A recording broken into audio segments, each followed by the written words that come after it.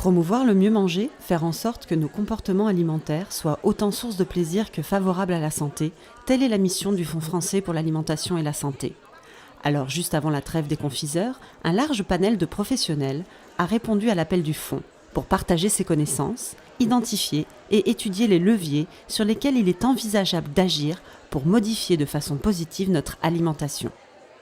On est vraiment sur les frontières de ce qu'on connaît en matière de changement des comportements ou en matière d'évaluation des interventions publiques. Et on a dit ce qui était possible de dire aujourd'hui compte tenu de ce qu'on sait. Mais je pense que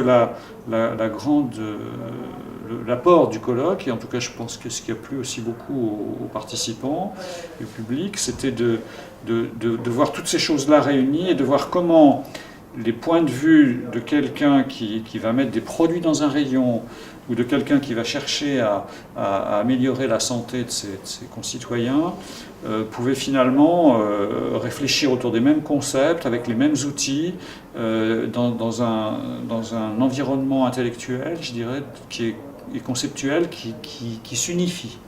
Et il est vrai que les champs d'intervention étaient riches et diversifiés. Fiscalité, économie, urbanisme, publicité, sociologie, marketing. Autant d'expertises qui ont convergé vers l'idée que les moyens d'agir sur les comportements alimentaires étaient réunis. Nous savons que nous pouvons changer les comportements. Le faut-il, surtout dans la mesure où nous ne savons pas toujours exactement dans quelle direction il faudrait aller. Je pense personnellement qu'une des voie à explorer dans cette direction, pour aller dans cette direction, c'est de le faire avec les acteurs. Beaucoup de situations sont complexes à évaluer ex ante, mais une fois qu'on est dedans, quand on expérimente, on peut se rendre compte plus concrètement de ce qui marche et de ce qu'on veut. Les préférences souvent sont révélées et les gens découvrent au fur et à mesure. Il faut leur donner les moyens justement de découvrir ce que sont leurs préférences et de ce que sont les arbitrages qu'ils sont prêts à faire pour aller dans la direction qu'ils souhaitent. Plus l'outil est efficace, plus il faut se poser la question de à quoi on va s'en servir. Il me semble que c'est important et que du coup ça renforce le poids de la justification. Sinon, c'est vraiment ce qu'on appelle au sens propre de la manipulation. C'est-à-dire, c'est ce que Gérard Réac a très bien montré à la fin du colloque. Si on est efficace dans dans le changement des comportements, mais qu'on masque cette action et l'efficacité de cette action, on est manipulateur.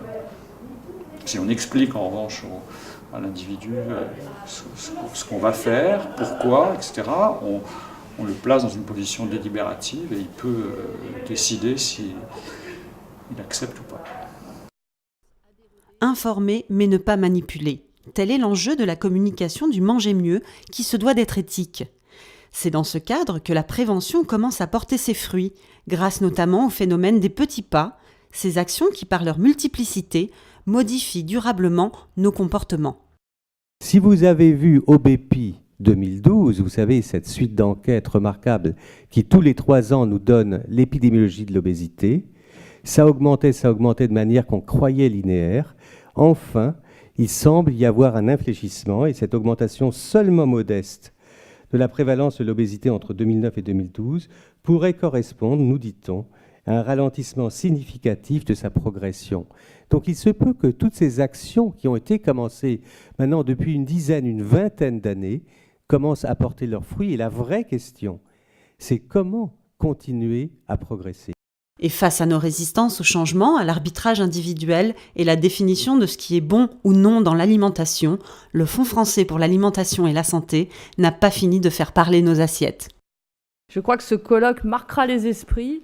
Je pense que ce colloque appellera une suite, un travail qui devra se prolonger au cours de l'année 2013 pour arriver, je pense, à un autre colloque et je vous donne rendez-vous.